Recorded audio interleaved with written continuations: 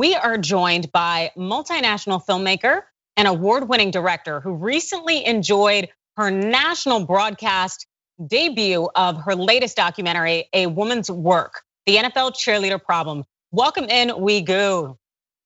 Hi, thank you for having me.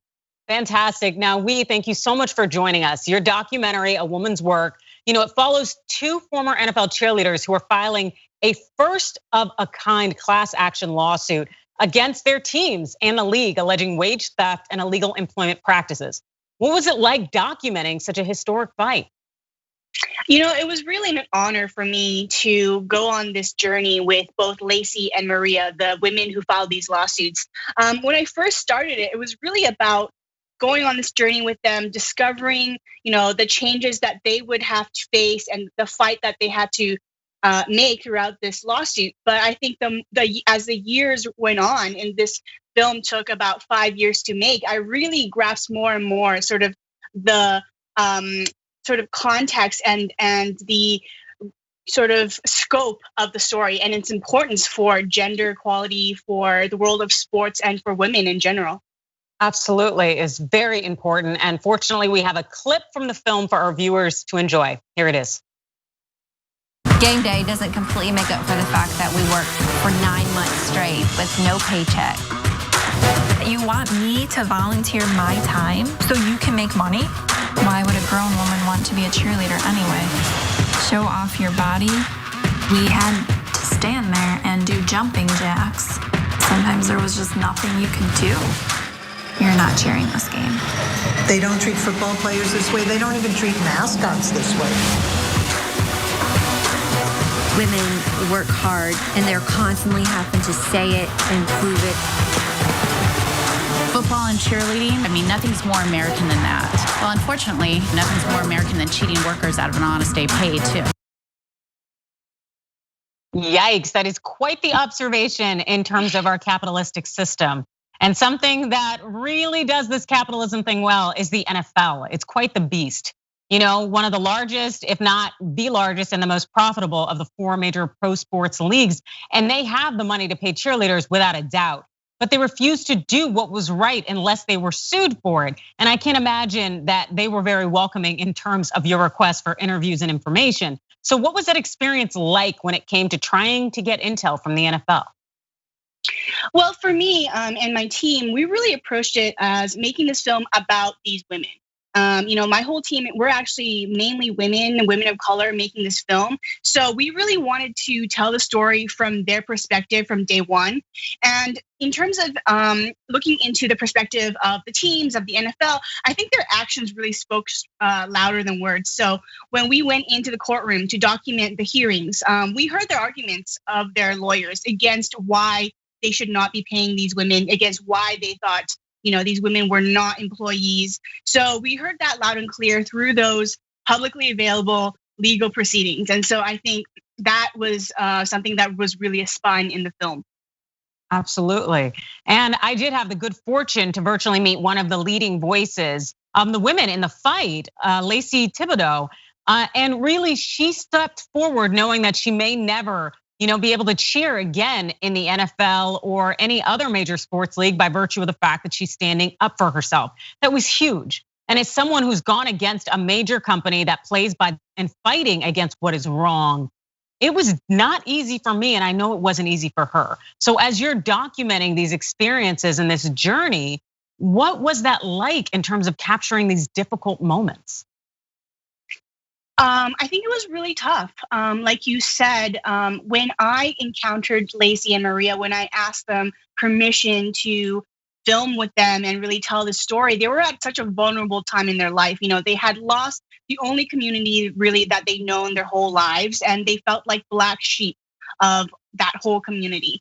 So I really had to tread carefully and sort of build that trust from the ground up. And a lot of the times it was just me and a camera hanging out with them in their house, just talking and chatting. And sometimes when you go through something, you don't have time to digest what is going on, what is happening to you.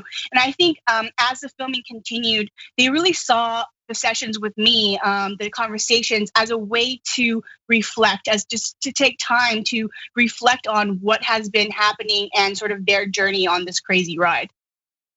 And what a ride it's been. A Woman's Work debuted at the Tribeca Film Festival in 2019, and it's received incredible praise across the board. Recently, having its national kind of premiere on PBS. What has it been like to receive all of this praise and these accolades for what is a historic, first of its kind type of fight? I think for me, the dream, since I started making this film and for my entire team as well, is to really inspire conversations and to make unlikely connections. Just like the film connects cheerleading with labor rights, with gender equality, I think the film in its screening and its distribution has brought together so many people from whether it's the legal field, whether it's lawmakers, athletes, women, who care about making a difference for themselves and their communities. I think that's been the thing that is so gratifying to see, and the amount of coverage that we've gotten and the conversations that have started because of the film. That's been amazing. Absolutely, and I feel so blessed to have been a part of some of these conversations. And when you look at the future of where this film goes, now that it is available for people to access, where do you want it to go and what do you want it to mean to people? So the film is actually, the feature length version of the film is actually available to pre-order on iTunes and Amazon right now. So that's a bit longer than the version that was broadcast on PBS.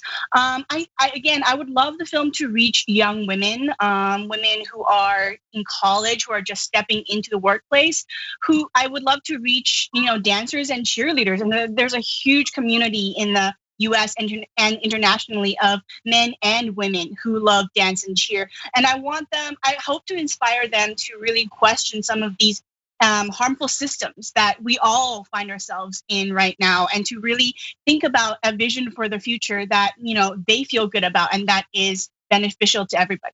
Yes, now is an extremely important time, as we're just seeing with the job loss reports coming out of COVID and how they were all sustained and suffered by women. Having women in the workplace and women in positions of power and having that economic independence is so incredibly important for our society. And I think a lot of people need to know that and to have that information.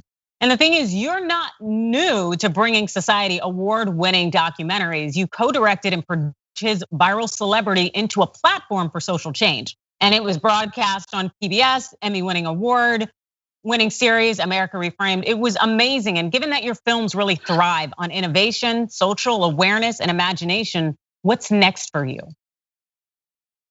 That's a big question. I've also been working on another documentary about foreign migrant workers that actually work on farms in Canada, in Ontario, Canada. So I have yet to finish that film. I look forward to finishing that. And then otherwise, I've been starting and developing a project that's more personally focused. The first documentary I actually ever made was a short personal documentary about generations in my family dealing with censorship in China and in Canada. So right now I feel the desire, I feel drawn to going back to something personal, especially during this time of the pandemic where I have most of my family still in China. Fantastic, that is huge. And I also know you have those Canadian roots, eh? Yes. Yes. It's great that you have that dual citizenship just in case you have to get out, because Lord knows I have been thinking about it myself. But hopefully things will change for all the better. And we are so much all the better for having you with us. So can you please tell the audience where they can find you if they're looking for you on social media? I'm mostly active on Instagram, and my handle is @YUIsRain. You is rain. Wonderful. And where can they find more information about the documentary?